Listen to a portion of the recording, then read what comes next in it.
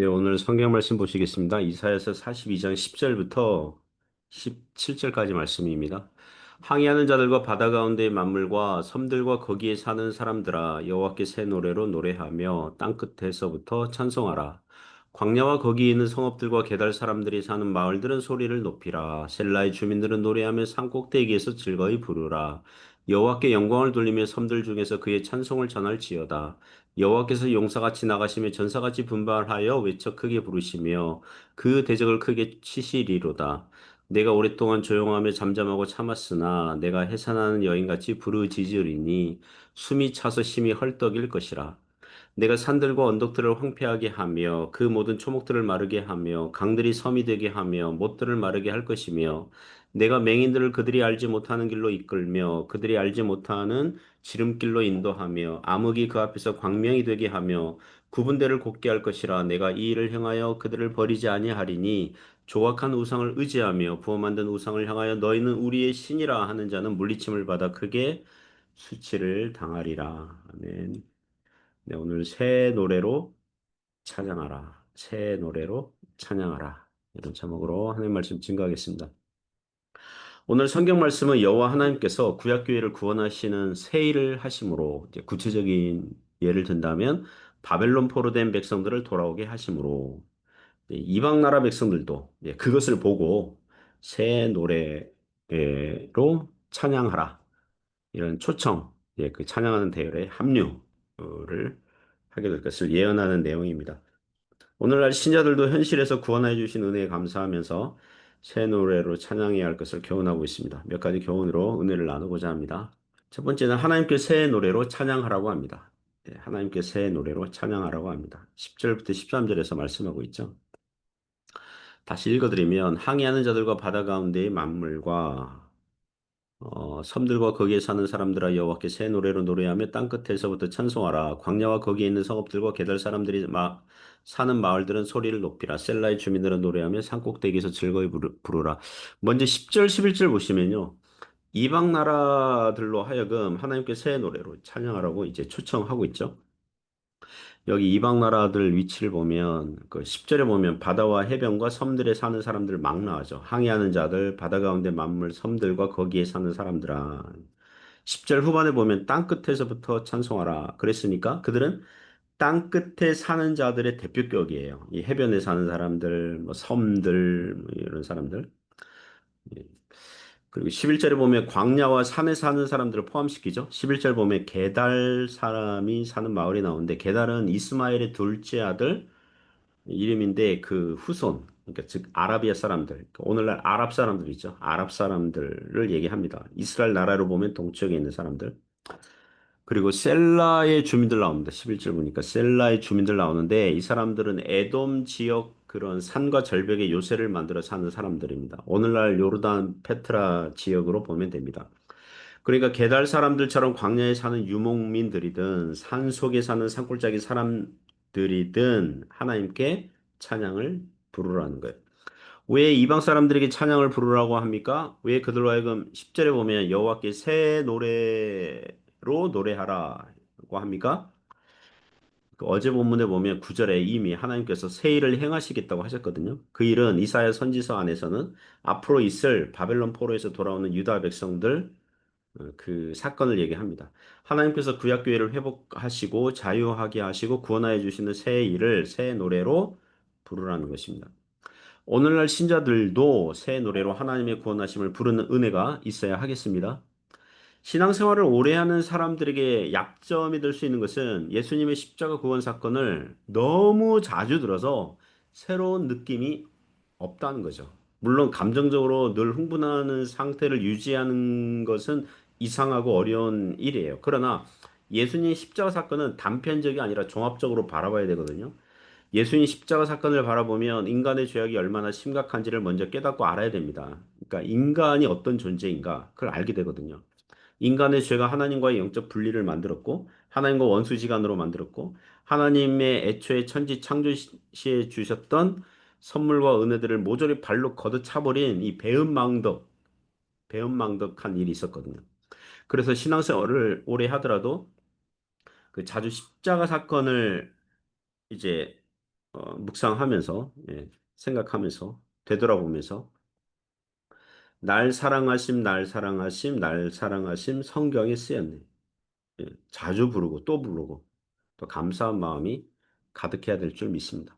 이제 하나님의 구원하시는 일에 대해서 13절 보시면 여호와께서 용사같이 나가시며 전사같이 분발하여 그 외쳐 크게 부르시며 그 대적을 크게 치시리로다. 그 구약 성경을 보면요. 출애굽기 15장에 이스라엘 백성들이 홍해를 건넜을 때 하나님께 찬송하거든요. 그때 출애굽기 15장 3절 보시면 하나님께서 용사같이 나오셔서 애국 군대를 수장시키셨다. 이렇게 구원의 노래 불러요. 사사기 5장에는 그 사사 드보라 시대의 군대 장관 바락이 가나안 왕 야빈과 그 군대 장관 그 시스라와 싸워서 이긴 후에 승리의 노래를 부르는 이 사건이 있습니다. 1차적으로는 바벨론 포로된 유다 백성들로 하여금 돌아오는 사건을 적용하고 있죠. 그리고 신약 시대에 오실 그리스도께서 십자가 사건으로 이 십자가 사건이요. 승리한 사건이거든요. 악한 마귀와 세상과 사망과 죄와 싸워서 이긴 승리. 그걸 얘기하는 거예요. 그리고 신자들이 예수 그리스도께서 십자가에서 이미 이긴 싸움에 마치 숟가락 얹혀 놓은 것과 같은 그런 승리에 이미 이긴 이미 이 승리하신 싸움에 신자들이 동참하고 있는 거죠. 그래서 매일 그 신자들은 현실에서 악한 마귀와 세상과 육신과 영적인 싸움을 치르고 있습니다. 그리고 매일 하나님께서 용사같이 나가시며 전사같이 분발하심으로 우리를 매일 승리하게 하시며 구원하여 주시는 줄 믿습니다. 그러므로 오늘도 하나님께 새 노래로 찬양하는 은혜의 날이 되길 바랍니다. 이미 알고 있는 찬송가와 복음성가를 새로이 감사한 마음으로 부를 수 있고요. 또는 새로운 감사의 시를 지을 수도 있고요. 성경 구절을 묵상하거나 암송하거나 음미하면서 되풀이하면서 그 뜻을 새겨봄으로 감사의 기도를 올린다면 역시 새 노래로 찬양하는 것인 줄 믿습니다. 두 번째 교훈은 구원하신 하나님을 찬양하라는 것입니다. 구원하시는 하나님을 찬양하라. 14절부터 17절에서 교훈합니다. 먼저 14절 보시면 내가 오랫동안 조용하며 잠잠하고 참았으나 내가 해산하는 여인같이 부르짖으리니 숨이 차서 심히 헐떡일 것이라. 이 14절 보시면 내가 오랫동안 조용하며 잠잠하고 참았으나 이 구약교회에 적용하면 어, 나라가 망하고 바벨론 나라로 끌려갔잖아요. 예. 물론 이사야 선지자의 그 기준 그 시점에서 보면 미래에 발생할 일이지만 이제 예언은 이제 마치 일어나는 것처럼 또는 과거 시제로 이미 일어난 것처럼 이제 그렇게 말씀하거든요. 자, 나라가 망하고 바벨론 나라로 끌려갔잖아요.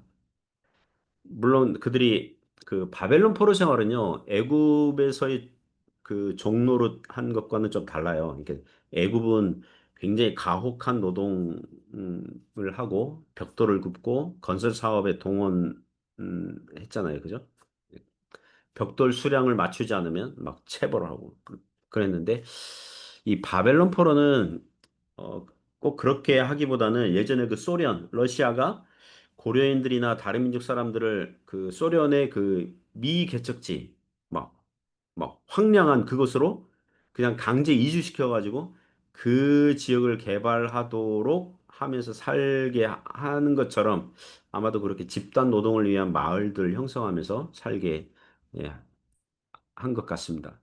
그 시절에 적용하면 하나님께서 구약교회를 잊으셨고 외면하셨고 그들의 어려운 형편과 사정을 돌보시지 않은 것처럼 보였을 거예요. 그것을 두고 내가 오랫동안 조용하며 잠잠하고 참았으나 이렇게 얘기할 수 있는 거죠. 그러나 때가 되어 내가 해산하는 여인같이 부르짖으리니 숨이 차고 심히 헐떡일 것이라. 이제 곧 아기를 출산하는 산모가 고통 중에 그리고 아기가 나오기를 간절히 소망하면서 그죠? 그런 것과 같이 하나님께서 그렇게 구약 교회를 바벨론 포로에서 돌아오게 하실 거라는 것입니다.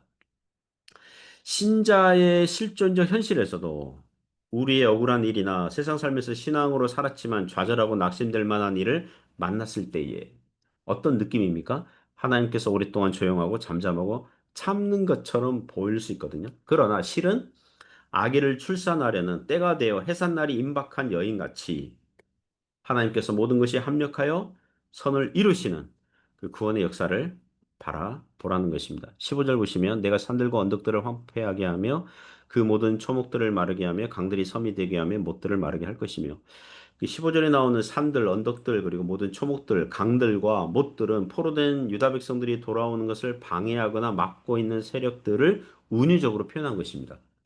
하나님의 구원하시는 일, 하나님께서 역사하시는 일을 산들과 언덕들이 걸림돌이 된다면 그것들을 다 황폐하게 만들어 버릴 거라는 거죠. 방해자들과 해방자들이 초목들이라면 초목들, 모든 육체는 풀이요. 예. 뜨거운 사막 바람이 불면 푸른 마르고 꽃은 시들게 되는 거죠. 초목들을 다 마르게 해버린다는 것입니다. 강들이 가로막고 있다면 섬이 되게 할 것이다.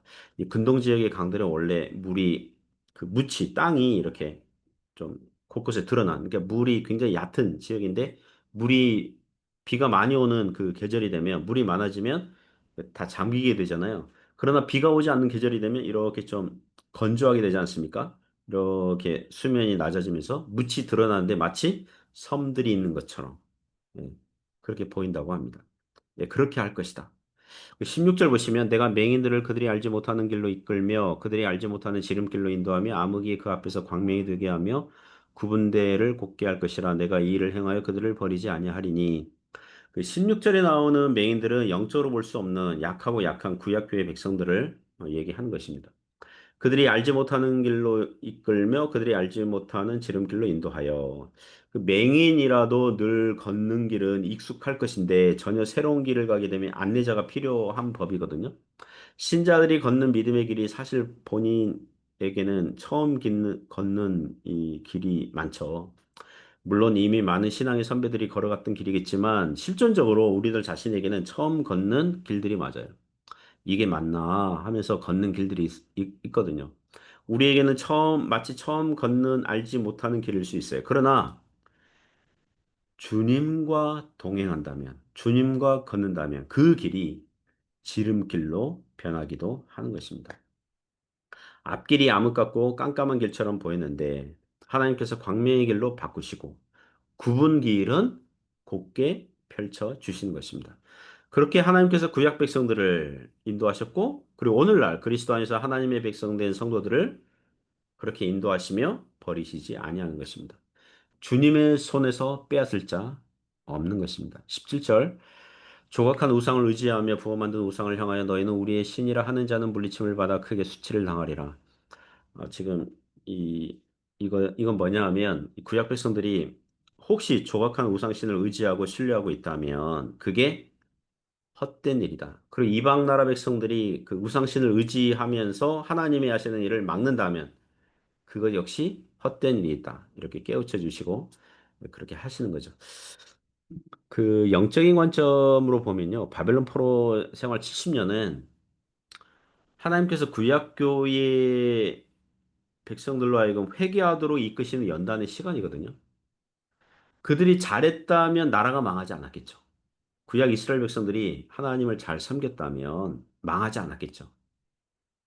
하나님을 떠나고 우상 숭배에 빠져드니 책망하고 책망하고 책망을 했는데 돌이키지 아니하니 최후의 수단 나라가 망하고 다른 나라의 포로가 되게 하신 것입니다. 그런 경험을 주시는 거거든요. 오늘날 신자들이 역시 자기들이 무엇을 잘못했는지 모를 때가 많아요. 하나님께서 알려주시고 깨닫게 해주시고 신호를 주시는데 자기가 뭘 잘못했는지 모를 때가 있거든요. 그러면 그것을 깨닫는데 가장 효과가 좋은 것은 뭡니까? 인생에서 고난을 만나게 하는 거죠. 시련을 당하게 하는 거죠. 재정적인 어려움, 인간관계의 어려움, 또 육체적인 질병, 그런 사건들을 주시는 거예요. 그러면서 깨닫는 거죠. 아, 내가 지금까지 잘못된 길을 걷고 있었구나. 내가 주님으로부터 멀리 떠나 있었구나. 그래서 주님께 돌아오는 것입니다.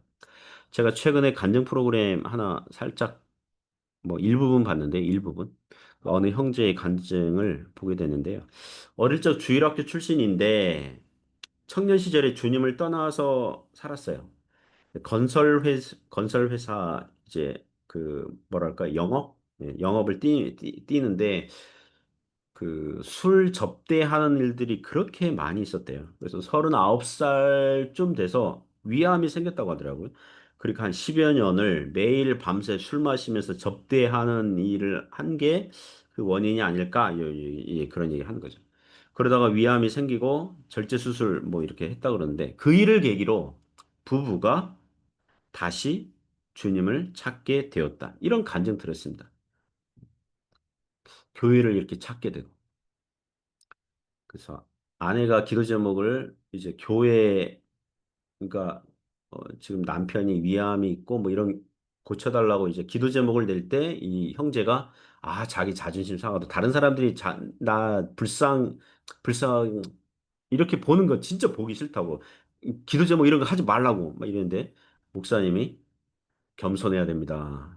하나님 앞에 기도해야 됩니다. 뭐 이렇게 권면으로 이제 자존심 내려놓고 기도 제목을 올리고 또 교회가 막 기도해주고 뭐 그러면서 그런 과정에서 이제 더 주님을 의지하게 되고 뭐 이런 거 그런 간증들 했어요. 여러분 질병은 나쁜 거죠. 그러나 질병으로 인하여 자신의 삶을 회개해서 다시 주님을 찾고 구원을 받았다면 그때는 그 고난받은 것, 질병이 생긴 것, 그게 도리어 유익으로 변하게 된 것입니다. 그런 고백을 할 수 있는 거거든요. 그러므로 사랑하는 성도 여러분, 하나님은 오늘도 살아계셔서 역사하고 계십니다. 하나님을 찬양하는 삶이 될 수 있기를 주님의 이름으로 축복합니다. 기도하겠습니다. 하나님 아버지, 구원의 하나님을 새 노래로 찬양하며 그리고 매일매일 동행하시고 인도하시고 구원하시는 하나님께 감사의 기도를 올려드리며 또 찬양하며 그렇게 살아갈 수 있도록 붙잡아 주옵소서. 예수님 이름으로 기도드립니다. 아멘.